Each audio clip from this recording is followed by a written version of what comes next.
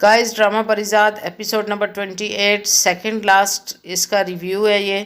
اس ڈرامے کے سٹارٹ میں یہ ہوتا ہے کہ کمالی صاحب اور پریزاد آپس میں بات کر رہے ہوتے ہیں. پریزاد کمالی صاحب کو ایک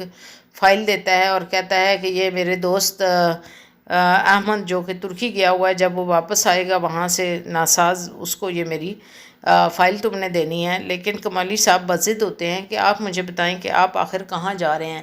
آپ ہمیں چھوڑ کے کیوں جا رہے ہیں اور کہاں پہ آپ جائیں گے، آپ کچھ تو اپنا اتا پتہ بتائیں، ہم آپ کے بغیر کیسے یہ سب کچھ کام سنبھالیں گے. پریزاد کہتا ہے جب میں نہیں تھا تب بھی یہ سب کام ہو رہے تھے اور اب بھی یہ کام چلتے رہیں گے. میں نہیں جانتا کہ میں کہاں جا رہا ہوں، میں اپنی ہی تلاش میں جا رہا ہوں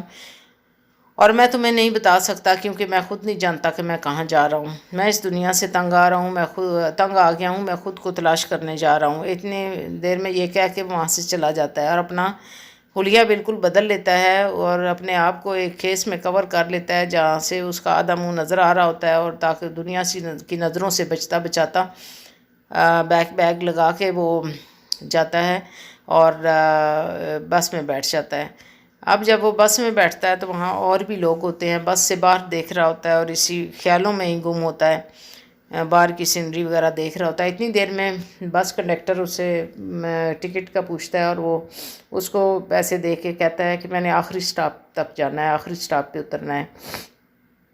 بس میں اور بھی لوگ ہوتے ہیں جو اس کو دیکھ رہے ہوتے ہیں. اس کے ساتھ سیٹ پہ بیٹھنے والا ایک بزرگ ہوتا ہے جو کہ ایک سرکاری اسکول کا ٹیچر ہوتا ہے. وہ پریزاد سے پوچھتا ہے کہ آپ کا نام کیا ہے. پریزاد جلدی سے اپنا نام احمد بتاتا ہے اور وہ اس سے پوچھتا ہے کہ آپ کہاں جا رہے ہیں، آپ یہاں کے تو اس علاقے کے نہیں لگتے، آپ نے کہاں جانا ہے. پریزاد اس کو بتاتا ہے میں اس علاقے کا تو نہیں ہوں لیکن میں آتا جاتا رہتا ہوں اور میں اکثر جو ہے وہ ٹریولنگ کو پسند کرتا ہوں اور میں ادھر سے ادھر ٹریول کرتا رہتا ہوں بے مقصدی. تو وہ بزرگ کہتے ہیں یہ تو بہت ہی اچھی بات ہے، بڑی قسمت والوں کے نصیب میں ایسا ہوتا ہے کہ آپ سفر پہ جائیں اور انجوائے کریں اور ایک جگہ سے دوسری جگہ آپ ٹریول کرتے رہیں. اتنی دیر میں بزرگ کا سٹاپ آ جاتا ہے اور انہوں نے اترنا ہوتا ہے. بزرگ جب نیچے اترتے ہیں تو ان کا بیگ اوپر رہ جاتا ہے اور وہ اپنا بیگ مانگتے ہیں کسی سے کہ میرا بیگ اتار دو. اتنی دیر میں ڈرائیور اناؤنس کرتا ہے کہ آگے بہت زیادہ لینڈ سلائیڈنگ ہو رہی ہے جس کی وجہ سے بس اب آگے نہیں جائے گی، بس یہیں پہ رکے گی اور سب لوگ نیچے اتر جائیں کیونکہ بس آگے نہیں جا سکتی، کہ اس میں 1 دن بھی لگ سکتا ہے اور 2 دن بھی لگ سکتے ہیں. اب یہ بزرگ پریزاد سے کہتے ہیں کہ آپ اس علاقے کی بھی نہیں ہیں اور یہاں پہ کوئی ایسی جگہ نہیں ہے جہاں پہ آپ رہ سکیں، تو آپ میرے ساتھ چلیں.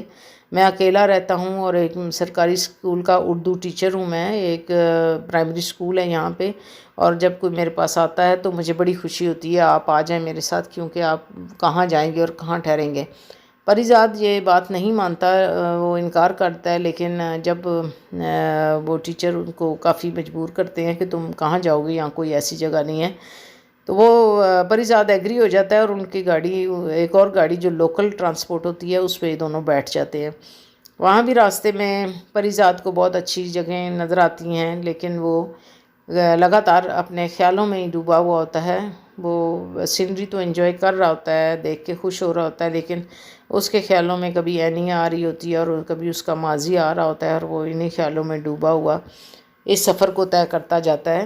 اور سینری بھی دیکھتا ہے. اور اس ایپیسوڈ میں بہت اچھے اچھے ویوز دکھائے گئے ہیں جہاں پہاڑ بھی ہیں اور برف باری بھی ہوئی ہے، سبزہ بھی ہے. بہت ہی اچھا ویو دکھایا گیا ہے اس پورے ایپیسوڈ میں.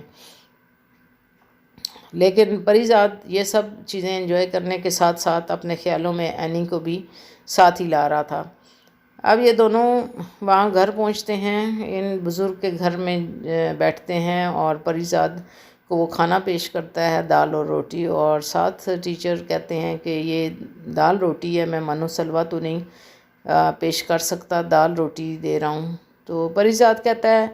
بہت منو سلوا کھایا ہے، اب تو کوئی خواہش نہیں رہی، اب تو اتنی ہی خواہش ہے کہ پیٹ بھرنے کے لیے کھا لیا جائے. تو بس دونوں میں آپس میں باتیں ہو رہی ہوتی ہیں اور وہ بزرگ ان کو انٹروڈیوس کرا رہے ہوتے ہیں اسکول سے اور ان کو اسکول لے کے جاتے ہیں. اور سارے بچے جب وہاں دعا پڑھ رہے ہوتے ہیں، مارننگ اسمبلی ہو رہی ہوتی ہے، تو وہاں دونوں آتے ہیں اور وہ بچوں کو بتاتے ہیں کہ یہ میرے مہمان ہیں اور میرے دوست ہیں، تو یہیں پہ چند دن میرے ساتھ ٹھہریں گے۔ تو بچے ان کو بھی ٹیچر کی طرح ہی ڈیل کرتے ہیں، اور پریزاد جس طرح کا ماحول دیکھ کے بہت خوش ہو رہا ہوتا ہے کہ اس کو اپنا بچپن یاد ہو رہا ہوتا ہے کہ میں اسی طرح اسکول جایا کرتا تھا، ان بچوں کی طرح ہی سرکاری اسکول میں پڑھتا تھا، اور یہ سب کچھ اسے ایک اپنے بچپن میں لے جاتا ہے۔ یہ سارے اس پورے ایپیسوڈ میں زیادہ تر شاعری ہی ہوتی رہی ہے، اور پوری ایپیسوڈ میں پریزاد جو ہے وہ اپنے خیالوں میں رہا ہے، اور شروع سے لے کے اب تک کا زندگی کا اس کا جو سفر تھا وہی سب کچھ اس کے مائنڈ میں آتا رہا ہے۔ تو اب بچے جو ہیں وہ پریزاد کے ساتھ بھی بہت اچھی طرح بات کرنا شروع ہو گئے تھے، اور ٹیچر جو ہیں وہ سک ہو گئے، اور پریزاد نے ان کو کہا کہ آپ نے اسکول نہیں آنا کیونکہ آپ کی طبیعت ٹھیک نہیں ہے، آپ نے بستر سے نہیں اٹھنا اور آپ نے آرام کرنا ہے۔ اب وہ بزرگ ٹیچر جو ہے وہ بار بار کہتے تھے کہ میں کیسے آرام کروں، 3 مہینے بعد بورڈ کے پیپر ہیں، میں نے بچوں کو تیاری کروانی ہے، یہ تو ہو نہیں سکتا کہ میں بستر پہ رہوں اور بچے جو ہیں وہ ایسے ہی رہیں۔ پریزاد نے ٹیچر کی بہت خدمت کی، ان کو سوپ بنا کے پلایا اور ان کو یقین دلایا کہ میں بچوں کو تیاری بھی کروا دوں گا اور آپ کی جگہ ان کو پڑھا بھی لوں گا، اور آپ بالکل جو ہے کسی بھی چیز کی فکر نہ کریں، آپ صرف اپنی صحت کے بارے میں سوچیں اور اپنی صحت کا خیال کریں۔ یہ کہہ کر وہ بزرگ بتاتے ہیں کہ ایک بچہ ایسا ہے جس کا نام ہے جاوید، اور اگر اس پہ زیادہ توجہ دی جائے تو وہ بورڈ میں ٹاپ کر سکتا ہے۔ اور وہ بزرگ اس کو یہ بھی بتاتے ہیں کہ میری بہت خواہش ہے کہ یہ اسکول جو ہے اس کو امپرومنٹ ہو، یہ مڈل لو اور پھر یہ ہائی اسکول بنے، تاکہ جہاں کے جو بچے جاتے ہیں دوسری جگہوں پہ پڑھنے، کیونکہ یہ پرائمری اسکول ہوتا ہے، اس کے بعد یا تو لوگ بچوں کو اسکول بھیجتے نہیں ہیں، دوسری جگہ دور ہے اس لیے نہیں بھیجتے، اگر بھیجیں بھی تو بہت کم لوگ ہیں جو بھیجتے ہیں۔ اس لیے میری یہ خواہش ہے کہ یہ اسکول مڈل یا ہائی درجہ رکھے اور بعد میں ادھر کالج بھی بنے، لیکن کوئی یہاں پہ توجہ نہیں دیتا، کوئی ٹیچر یہاں آنے کے لیے تیار نہیں ہوتا، اور کیونکہ یہ اردو میڈیم ہے اور کسی کو اس کی امپرومنٹ میں کوئی انٹرسٹ نہیں ہے۔ پریزاد اس سے پوچھتا ہے کہ اس کو مڈل بنانے میں، مڈل کا درجہ یا ہائی درجہ دینے کے لیے کتنے پیسوں کی ضرورت ہے، اور ہو سکتا ہے اس کا ارینج، یہ کوئی مشکل نہیں ہے، آپ کی طرح اور بھی لوگ ہیں جن کو اردو سے پیار ہو سکتا ہے، میں بھی اردو میں بہت انٹرسٹ رکھتا ہوں، اور انشاءاللہ میں آپ کے جو بھی بچے ہیں میں ان کو ایگزام کے لیے پریپیئر بھی کروں گا، اور آپ مجھے بتائیں کہ کتنا اس پہ پیسہ چاہیے اس کو امپروو اور ڈیولپ کرنے کے لیے۔ لیکن وہ ٹیچر کہتے ہیں یہ نہیں ہو سکتا کیونکہ یہاں پہ کوئی بھی ایسا کرنے کے لیے تیار نہیں ہے۔ پھر وہ ٹیچر کی کیونکہ طبیعت زیادہ خراب ہوتی ہے تو پریزاد ڈاکٹر کو بلاتا ہے، ڈاکٹر صاحب آتے ہیں اور بتاتے ہیں کہ ٹیچر کی طبیعت اتنے دن ہو گئے کہ ٹھیک نہیں ہو رہی، اور میرے سے جتنا پاسبل ٹریٹمنٹ ہو سکا میں نے ان کا ٹریٹمنٹ کیا ہے، لیکن اب ان کو ضرورت ہے کسی بڑے ہاسپٹل میں جا کے ایڈمنٹ ہونے کی، وہاں ان کی انویسٹیگیشن ہوں گی اور ان کو اچھی طرح ٹریٹ کیا جائے گا، کیونکہ میں نے جتنی پاسبل میڈیکیشن تھی میں نے ان کو دے دی، لیکن ابھی تک یہ صحت یاب نہیں ہو رہے ہیں، ان کا بخار جو ہے وہ زیادہ ہی بڑھتا جا رہا ہے اور ابھی تک یہ نارمل نہیں ہوئے ہیں، تو یہ ضروری ہے کہ ان کو کسی پاس ہی ایک قصبہ ہے جہاں پہ ایک بڑا ہاسپٹل ہے، وہاں پہ ان کا اچھا علاج ہو جائے گا، آپ ان کو وہاں لے جائیں۔ پریزاد ڈاکٹر کا تھینک یو کرتا ہے اور ان کو چائے بنا کے پیش کرتا ہے، اور ڈاکٹر سے کہتا ہے کہ اگر میں ان کو دوسرے ہاسپٹل لے جاؤں تو کیا یہ ٹھیک ہو جائیں گے؟ تو ڈاکٹر ان کو بتاتا ہے ہاں کیوں نہیں، وہاں پہ ان کا بہت اچھا علاج ہوگا اور بڑے اچھے اچھے وہاں پہ ڈاکٹر ہیں، آپ ان کو لے کے جائیں اور وہاں سے ان کا علاج کرائیں، انشاءاللہ یہ ٹھیک ہو جائیں گے۔ اب پریزاد جو ہے وہ کوشش کرتا ہے کہ میں ٹیچر کو دوسرے ہاسپٹل میں لے کے جاؤں اور ان کا علاج کروں۔ وہ اپنے ایک اسٹوڈنٹ سے بائک لیتا ہے اور ٹیچر کے لیے کوئی کنوینس کا ارینج کرنے کے لیے تاکہ ان کو ہاسپٹل لے کے جایا جائے، اس کی تلاش میں نکل پڑتا ہے۔ پریزاد کو راستے میں بہت اچھی جگہ نظر آتی ہیں اور پھر وہ اپنے خیالوں میں کھو جاتا ہے، پھر وہ شاعری سب کچھ اس کے ذہن میں آنے لگتا ہے، اور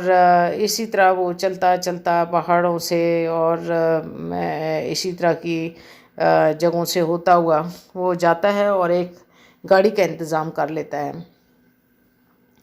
جب اس کو گاڑی مل جاتی ہے وہ گاڑی لے کے آتا ہے، لیکن اب ٹیچر جو ہے وہ ایگری نہیں ہوتے، اس کو